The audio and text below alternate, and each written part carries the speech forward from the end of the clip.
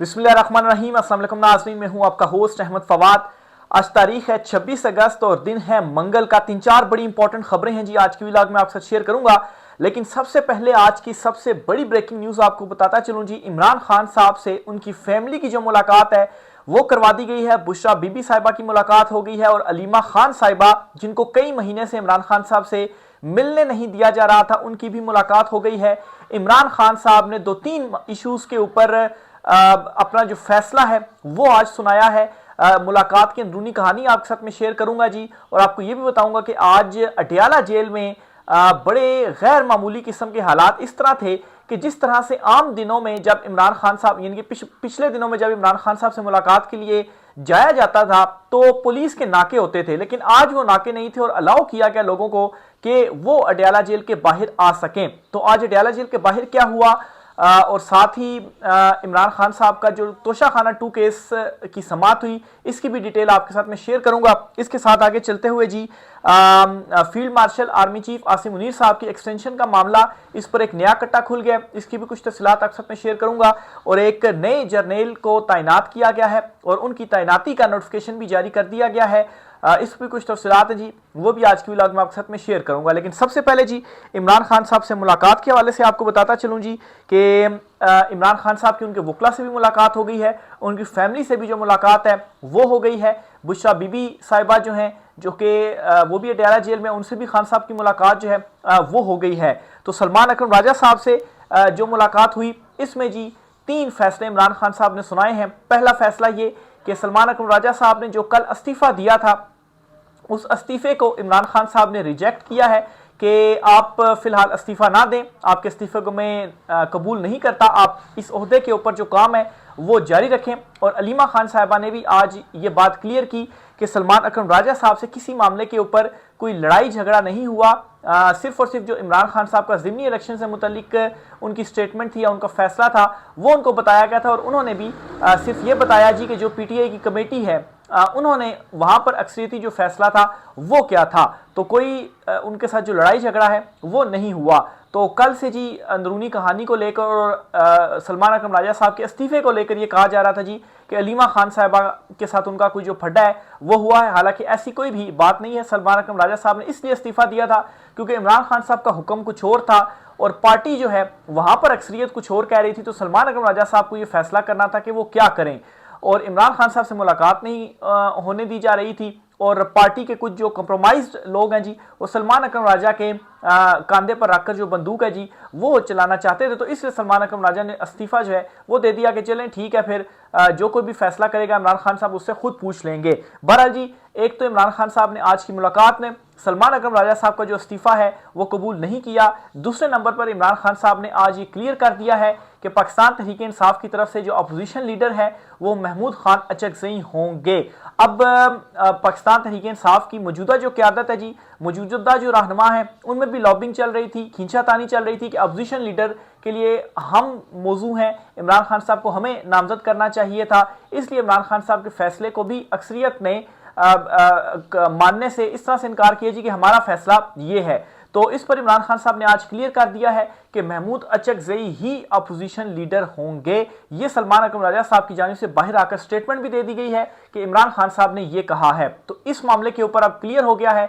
अब पार्टी चाहे जो कुछ मर्जी कहे, महमूद अचकज़ई ही पाकिस्तान तहरीक इंसाफ के उम्मीदवार हैं और वही अपोजिशन लीडर भी बनेंगे। अब इसके पीछे भी आपको बताता चलूं कि महमूद अचकज़ई जो हैं उनका नाम क्यों दिया जा रहा है। इसमें भी पाकिस्तान तहरीक इंसाफ के बहुत सारे हलकों का ये ख्याल है कि सिकंदर सुल्तान राजा जो हैं उनसे असल में जान छुड़वानी है, क्योंकि चीफ इलेक्शन कमिश्नर की तैनाती के लिए अपोजिशन लीडर और जो वज़ीर आज़म है ये दोनों बैठते हैं और किसी एक नाम के ऊपर इतफाक होता है और फिर उसके बाद नामजदगी होती है।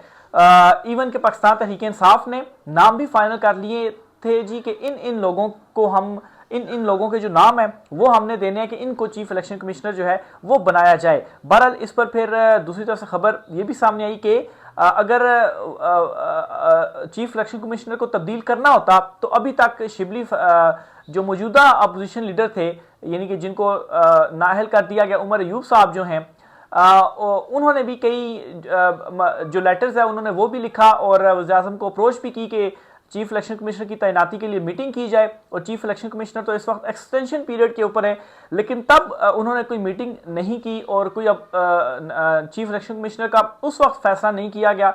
तो अब भी जब तक वो चाहेंगे या जब तक ताकतवर चाहेंगे, मीटिंग नहीं होगी, नाम कोई सामने नहीं आएगा और ना ही किसी एक को तैनात किया जाएगा। और चूंकि तरमीम हो चुकी है, तरमीम के बाद इसी चीफ इलेक्शन कमिश्नर ने ही कंटिन्यू करना है, तो जब तक नया नहीं आता, तो इसलिए सिकंदर राजा को हटाने वाला जो मामला है वो फिलहाल नहीं हो सकता।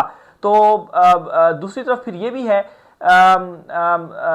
महमूद अचकज़ई जो हैं वो इस वक्त इमरान खान साहब को जो एक पैगाम है या पाकिस्तान तहरीके इंसाफ के अंदर जिस लीडरशिप की इस वक्त ज़रूरत है, वो महमूद अचकज़ई जो हैं वो ज़्यादा बेहतर परफॉर्म कर सकते हैं। तो इसलिए भी इमरान खान साहब ने उनको नामजद कर दिया है और पीटीआई लीडरशिप के ऊपर एक तरह से इमरान खान साहब ने अदम एतमाद का भी ये जो इजहार है वो किया है।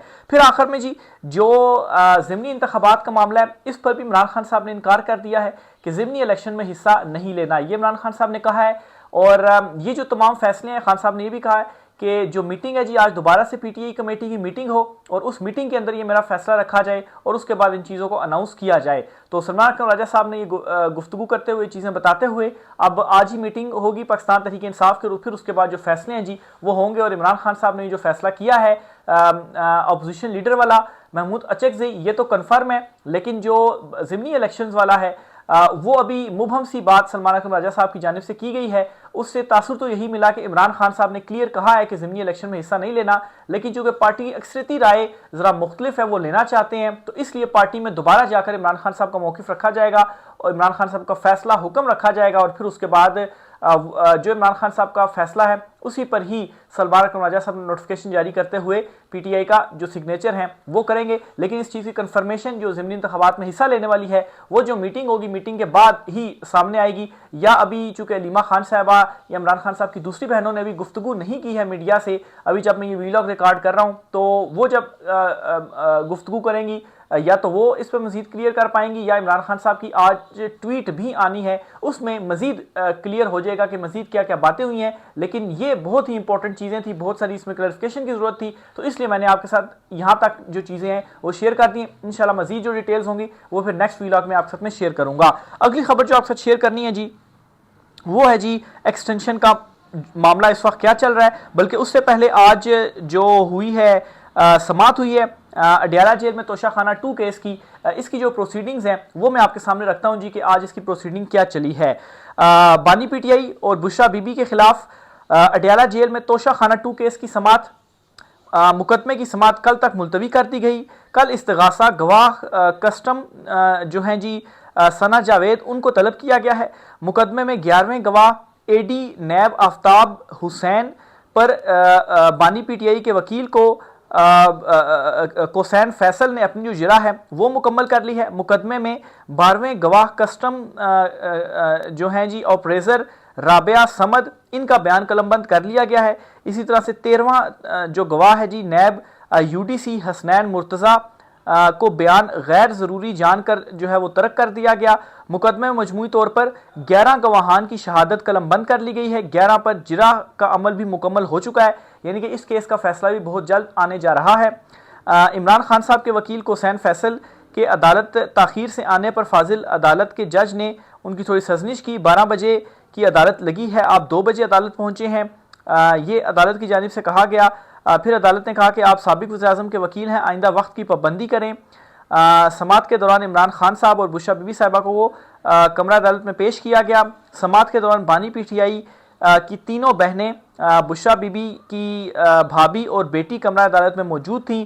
समाअत के दौरान बैरिस्टर गौहर, सलमान अकरम राजा और अली जफ़र भी कमरा अदालत में मौजूद थे। इसके साथ ही समाअत के दौरान ज़हीर अब्बास चौधरी, उस्मान गिल, खालिद यूसुफ, ताबिश फारूक, मुबशिर, मकसूद अवान भी कमरा अदालत में मौजूद थे। मुकदमे की समाअत स्पेशल जज सेंट्रल शाहरुख अर्जुमेंट की जानिब से अडयाला जेल में ही की गई। तो ये जी आज की प्रोसीडिंग थी। कल दोबारा इस केस की समाअत होगी और जिस तरह से अपडेट्स हुई हैं आज, जिरा सिर्फ एक बयान के ऊपर जो गवाह है उसके ऊपर रह गई है, बाकी सारे गवाहों पर जिरा भी हो गई, बयानात भी हो गए। तो इस केस का भी अब लग रहा है जी कि कंक्लूड करके फैसला सुना दिया जाएगा बहुत जल्द।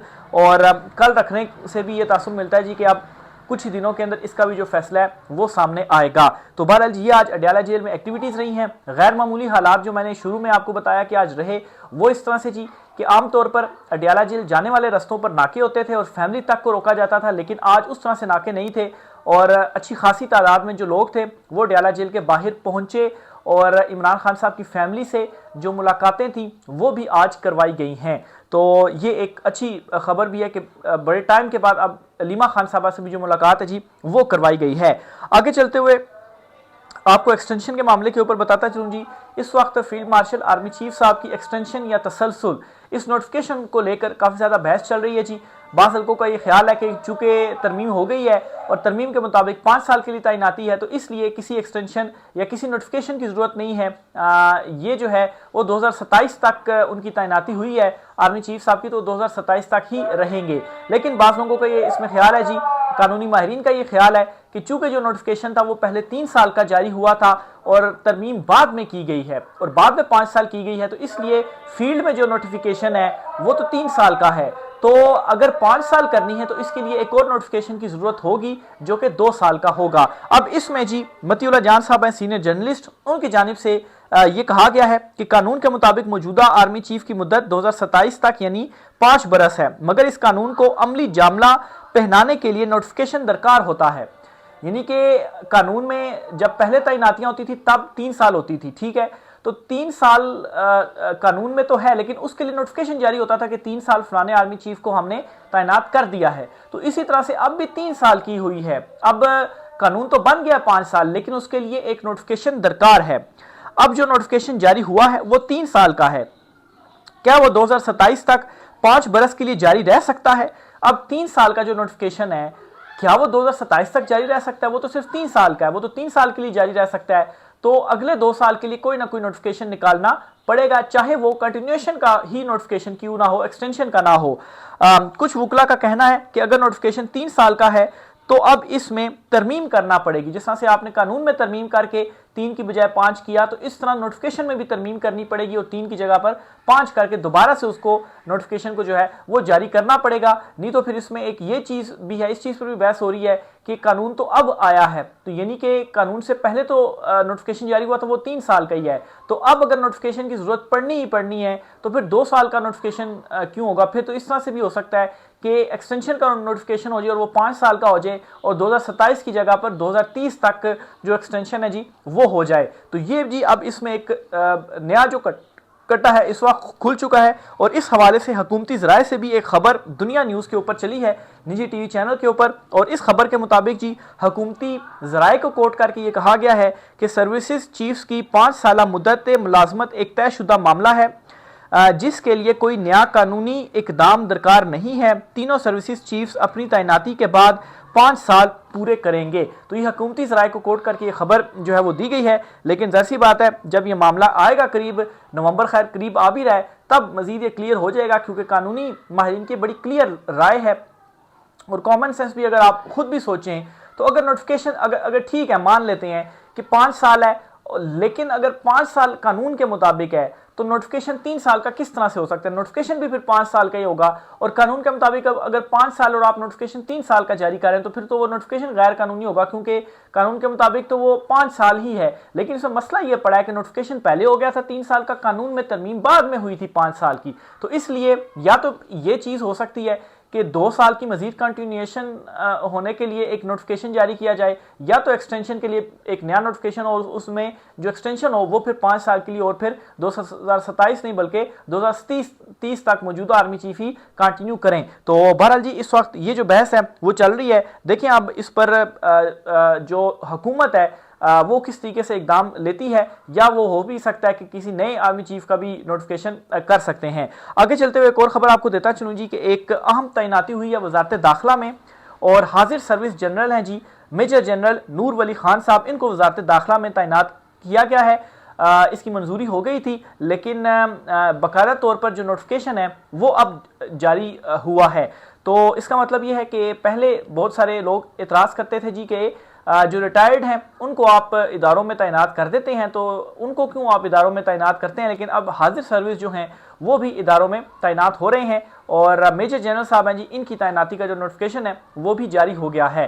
तो मोहसिन नकवी साहब पहले थे, उनके ऊपर ही सवालात थे, लेकिन अब एक मेजर जनरल साहब जो हैं वो भी वजारत दाखिला में आ गए हैं, जो कि वहां पर मामलात देखेंगे, मामलात संभालेंगे। राय के साथ कीजिएगा। आज की व्लॉग से इतना ही, इजाजत दीजिए, अल्लाह हाफिज।